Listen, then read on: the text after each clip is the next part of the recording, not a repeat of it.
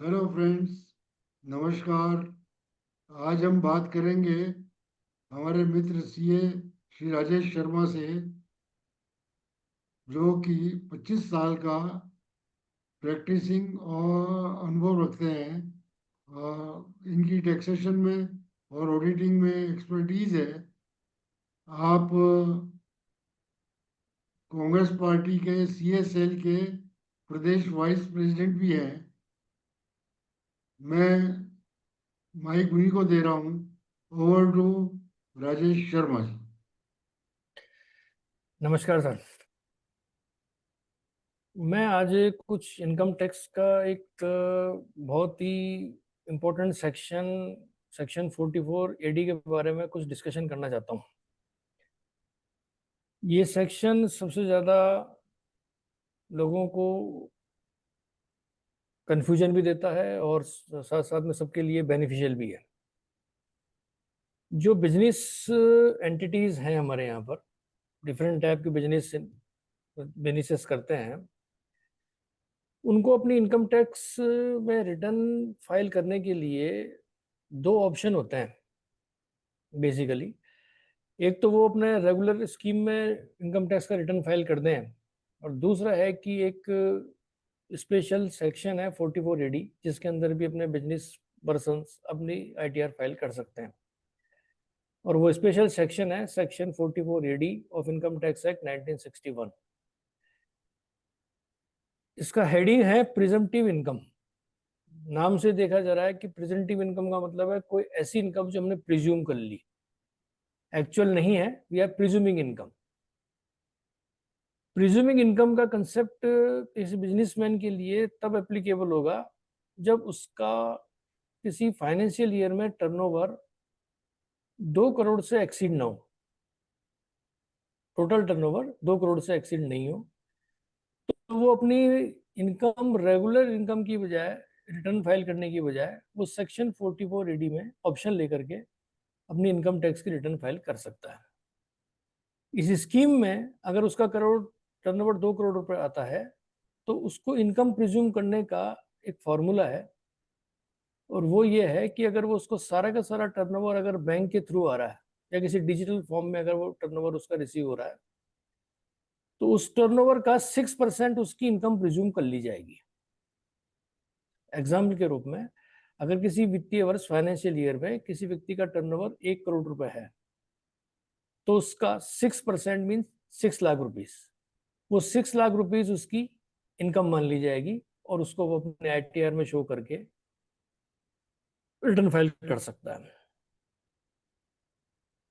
अगर उसको सारा का सारा पैसा बैंक के थ्रू नहीं मिल रहा है, डिजिटल फॉर्म नहीं मिल रहा है, किसी और रूप में मिल रहा है, से फॉर एग्जांपल इन कैश, तो उस केस में उसका टर्नओवर का 8% उसकी इनकम प्रिज्यूम की जाएगी। 6% उस केस में कि जब टर्नओवर उसको बैंक से मिल रहा है, और 8% उस केस में कि जब उसका टर्नओवर अदर देन बैंक और डिजिटल फॉर्म में अगर रिसीव होता है। इसका सबसे बड़ा बेनिफिट ये है कि उसकी एक्चुअल इनकम चाहे कुछ भी हो, उसको कंप्यूट करने की जरूरत नहीं है। अगर उसकी इनकम दोनों तरह से हो रही है, कुछ इनकम बैंक से और कुछ डायरेक्ट, तो उस केस में उसको दो स्लैब बनाने पड़ेंगे। जो बैंक से रिसीव हो रही है उसका करेगा वो 6%, 6%, और जो बैंक के अलावा रिसीव हो रही है उसका वो करेगा 8%। मतलब सारा एक स्लैब में नहीं आएगा, दो स्लैब बन जाएगी। दो स्लैब बन जाएंगे। बैंक वाले पोर्शन पर 6% निकालेगा, हम्म। और जो अदर देन बैंक है वो उस पर 8% इनकम प्रिज्यूम करेगा। दोनों को ऐड करके वो उसका इनकम कंप्यूट हो जाएगा, और वो ठीक। प्रॉफिट अपने आईटीआर में शो करके रिटर्न फाइल कर देगा।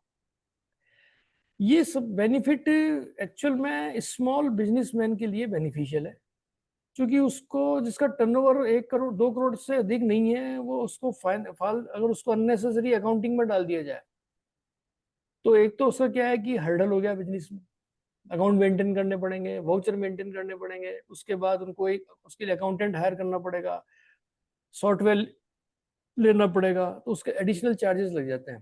तो एक स्मॉल बिजनेसमैन के लिए थोड़ा बर्डनसम हो सकता है। तो इसलिए छोटे व्यापारियों के लिए ये स्कीम बनाई गई है। इसमें ये एक थोड़ा सा ड्रॉबैक है कि अगर उसकी इनकम 6% और 8% जो प्रिज्यूम हुई है, अगर उसकी एक्चुअल इनकम इससे बिलो है, तो वो व्यक्ति इस स्कीम से बाहर हो जाएगा। ठीक है सर। अच्छा, मतलब अगर अगर आपकी इनकम उससे एक्सेस है तो आप इसका बेनिफिट ले लो, तो आप और बेनिफिट ले सकते हैं। बिलो तो है फिर फिर से आप बाहर हो जाओ। तो इस सेक्शन से बाहर होकर के रेगुलर स्कीम में आ जाएंगे। सपोज करिए 1 करोड़ का टर्नओवर है किसी व्यक्ति का, हम्म, उसका 6% अगर उसको सारा बैंक से मिल रहा है पैसा, तो 6% 6 लाख रुपए होता है। और अगर वो पूरा हिसाब किताब रखे और अपना प्रॉफिट निकाले, तो वो मालूम पड़ा साहब उसका 4 लाख ही प्रॉफिट आया, खर्चे ज्यादा हो गए। तो 4 लाख अगर उसका प्रॉफिट आता है, तो फिर वो सेक्शन 44AD का बेनिफिट नहीं ले सकता। हम्म, तब उसको अपने books of account he maintain करनी पड़ेगी, और उसी हिसाब से रेगुलर फॉर्म में स्कीम में रिटर्न फाइल करनी पड़ेगी, और जो एक्चुअल इनकम है वो उसको शो करनी पड़ेगी इनकी ITR के। तो ये बेनिफिट तभी है जब उसका इनकम इसके इक्वल हो या उससे अबव चला जाए।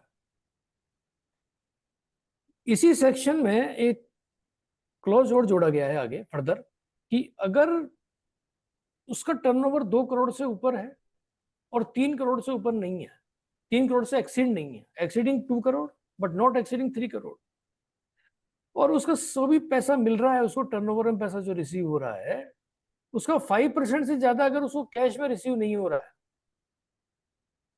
हम्म, तो उस केस में वो 3 करोड़ वाला व्यक्ति भी 44AD का बेनिफिट ले सकता है।